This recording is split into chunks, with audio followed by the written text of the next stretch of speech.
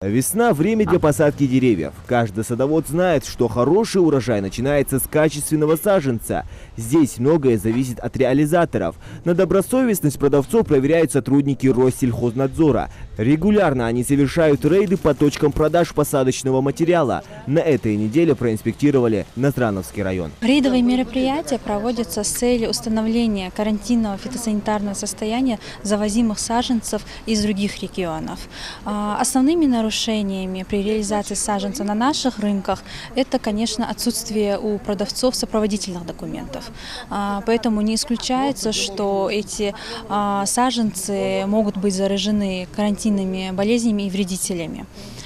Поэтому мы проводим обязательно отбор образцов, направляем их для проведения лабораторных исследований, по результатам которых уже устанавливается наличие или отсутствие в них карантинных объектов. В ходе подобных проверок сертификаты качества, к сожалению, могут предъявить далеко не все продавцы, выявить бракованный или незаконно реализуемый товар, а затем изъять его из оборота и есть главная цель рейдов.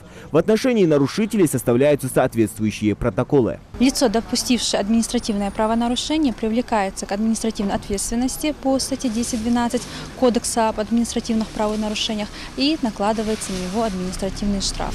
Торговля в этой точке проходит бойко и без сертификатов. Разрешительной документации может у продавцов и нет, но это никак не влияет на качество их товара, уверяет покупательница Роза Воделова.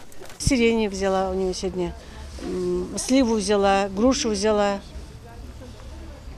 Я, в общем, довольна.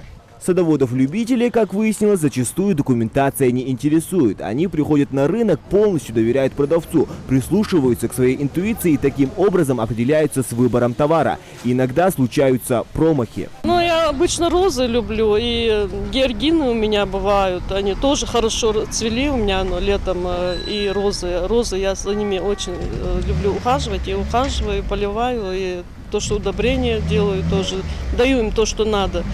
И растут они у меня очень хорошо. Просто иногда бывает, вот когда ты покупаешь сидячку, а она бывает, что плетется. Я ее убираю, и бывает такое тоже недоразумение. Ася торгует саженцами уже 18 лет. Говорит, что основной спрос идет на полукарликовые деревья, хотя обычные более сильные. В работе для нее самое важное – это доверие покупателя. Для тех, кто не знает, как сажать деревья, наш продавец провела небольшой мастер-класс. Вот берем вот это дерево, сажаем ее только до прививки.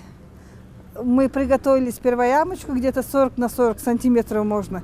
И вот этот выступ, откуда больше солнца падает, вот этот выступ поворачиваем между югом и востоком. Присыпаем, утаптываем, чтобы воздух не проник, и поливаем. И обязательно на каждое дерево, на каждую веточку делаем обрезку. Самое главное делать обрезку правильную. Это получается после наружной почки наискось. От нового побега 30% можно спокойно убрать.